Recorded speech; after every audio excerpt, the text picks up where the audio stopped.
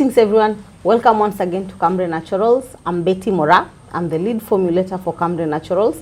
This is an all organic, all natural skincare line. So in this series, that is the Cambre Naturals series, we usually like to share our knowledge on how to take care of your skin, how to take care of your hair, what you are required to do when you have certain skin and hair conditions.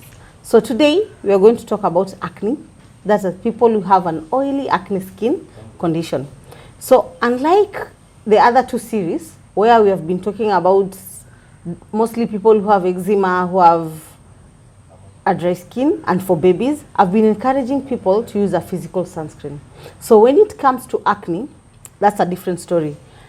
Because when you have acne, mostly wako na inflammation on their skin. So what this means is that your melanocyte cells, they are a bit triggered, and when they are triggered, they do overproduce the melanocytes, leading to hyperpigmentation. So mostly, hata kama ulikuwa irritated kitambo, then it's triggered again, it causes something known as post-inflammation hyperpigmentation. So unapata uko na black spots most of the time, because after the pimples, maybe umetoboa, maybe hata hujatoboa, umetembea kwa jua, the UV, they have triggered melanocyte cells production. So utajipata tu uko na the hyperpigmentation. So what happens when you have an acne skin condition? You are required to use a chemical sunscreen. I've not been talking about a chemical sunscreen. Si eti ni mbaya. It's not something that you should avoid, that it might cause cancer or anything. No. The only issues that I have with a chemical sunscreen is that it usually has actives that might be irritating. But when you get a good one that goes well with your skin, then you are safe. You can actually use it. So what to look out for, your chemical sunscreen, is take a look at your ingredients list.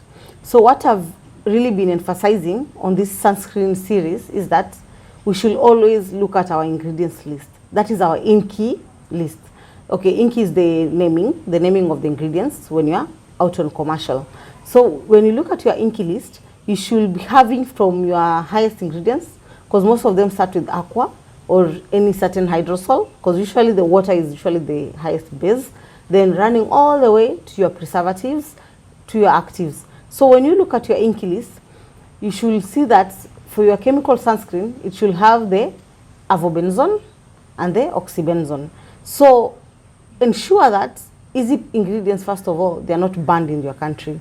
Because when you look at most countries where may ban the oxybenzone, not because it's bad, but most of the time they have tested on other natural factors, let's say like the corals, the marine, and they have found that it has some effects.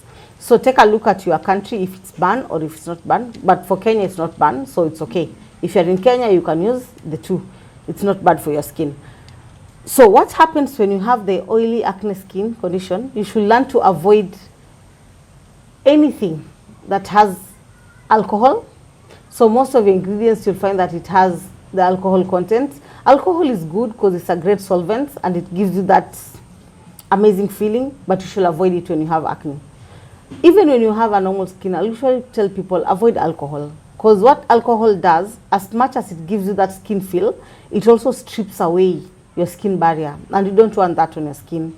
And also avoid any jojoba in your sunscreen and olive in your sunscreen. Why? These two oils, they tend to retain a lot of heat. So that thermal reaction to your skin, it's not good when you have acne. What means is that it will trigger thermal reaction, then you'll end up having the burning effect. So since we all know that the highest aging factor is led by the UV, we usually need to get a sunscreen that protects you from both UVA and UVB. So what happens in this scenario, ukiwa na acne, hautaki any sunscreen and it's heavy on your skin. You need something light. That's why I'm advising you to go for a chemical sunscreen. Because when you get a lighter sunscreen, it means that it will be it won't clog your pores. So on your application, it will be easy on your application, and you can later apply your makeup on it. So if you also like using makeups, maybe this is your chance also. You can also use a chemical sunscreen. So they are good chemical sunscreen. Amazing. Like for me, I'll advise you to go for Neutrogena. They have a good chemical sunscreen. You can go for Paula's Choice. They have a good chemical sunscreen. Then you can go for Color Science. Yeah, Color Science is actually one of the best chemical sunscreen. Look out for those ones. Check your ingredients. Check the ingredients that I've told you they have. And above all, avoid alcohol. Alcohol is not your friend. And always apply your sunscreen. Don't avoid the sunscreen just because maybe you're scared of it clogging your pores. No, because free radicals is not also your friend. You don't want free radicals on your skin, so just apply your sunscreen.